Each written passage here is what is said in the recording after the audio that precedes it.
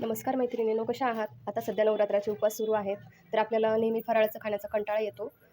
साबुदाणा, भगर तेच तेच खाऊन आपण बोर होतो आणि त्याच्यासोबत जर आपण काही गोड बनवलं खायला तर आपल्याला कंटाळा येणार नाही. तर आपण आज असाच पदार्थ बनवणार आहोत. मी आज बनवणार आहे साबुदाण्याचे लाडू. त्यासाठी मी 1 वाटी साबुदाणा घेतलेला आहे. तो आपण छान भाजून घेणार आहोत. गॅस चालू केला आहे. गॅस आपण वाढवून घेऊया आणि हा साबुदाणा छान लाह्या होईपर्यंत आपल्याला भाजायचा आहे. आपण छान साबुदाणा भाजून घेऊया. आपल्याला साबुदाणा भाजण्यासाठी 5 ते 6 मिनिट लागतात. साबुदाण्याच्या थोड्या थोड्या लाह्या बनत आहेत. तर पूर्ण साबुदाण्याच्या लाह्या होईपर्यंत आपण त्याला भाजून घेणार आहोत. आपल्याला साबुदाणा एकसारखा हलवायचा आहे, नाहीतर तो काय होतो, कढईला खाली चिटकून बसतो. त्यामुळे आपण ह्याला हलवत राहणार आहोत. हे पहा, छान साबुदाण्याच्या लाह्या होऊ लागल्या आहेत तयार.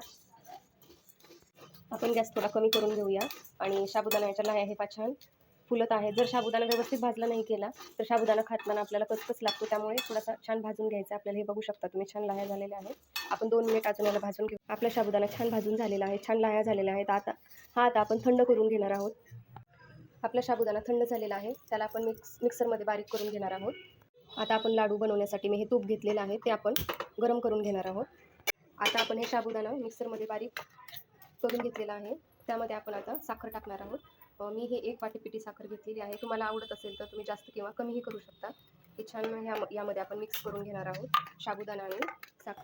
यामध्ये मी हे बारीक कट करून घेतलेले ड्रायफ्रूट्स आहेत आणि यात जर तुम्हाला आवडत असेल तर तुम्ही विलायची पावडर घालू शकता. आणि हे छान आपल्याला मिक्स करून घेतलेलं आहे. आता आपण यामध्ये आवश्यकतेनुसार तूप टाकणार आहोत. आपल्याला एकदाच तूप नाही टाकायचं. हे तूप टाकून आपण छान मिक्स करून बघूया आणि गरज असेल तर टाकू शकता. आणि या लाडूमध्ये आपण तूप टाकल्यामुळे आपली उष्णता पण वाढणार नाही. उपवासामध्ये उपवास करून खूप उष्णता वाढते, तर तूप असल्यामुळे आपल्या बॉडीला पण थंडावा मिळतो. हे छान मिक्स करून घ्यायचं आहे. आपल्याला लाडू बांधता येतील अशा हिशोबाने आपण त्यामध्ये तूप टाकायचं आहे. आपण लगेच लाडू बांधणार आहोत. हे हाताने छान मिक्स करून घेऊया. आपण साखर सगळीकडे मिक्स करून घ्यायची आपल्याला. आपण थोडंसं तूप टाकूया. आपलं मिश्रण कोरडं झालेलं आहे. आता आपण हे छान मिक्स करून घेतलेलं आहे. आपण लगेच ह्याचे लाडू बांधणार आहोत, नाहीतर काय होतं, हे मिश्रण कोरडं होऊन जातो. हलक्या हाताने आपल्याला लाडू बांधायचे आहेत. आपण तूप एकदाच टाकलेलं नाही लाडूला, ज्याप्रमाणे लागेल त्याप्रमाणे तूप टाकू शकता तुम्ही.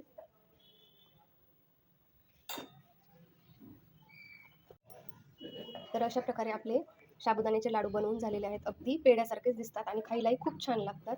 तुम्ही एकदा नक्की ट्राय करा आणि माझी रेसिपी आवडली असेल तर व्हिडिओला लाईक करा आणि चॅनलला सबस्क्राईब करा. खूप छान दिसत आहेत लाडू, अगदी जिभेवर विरघळतील.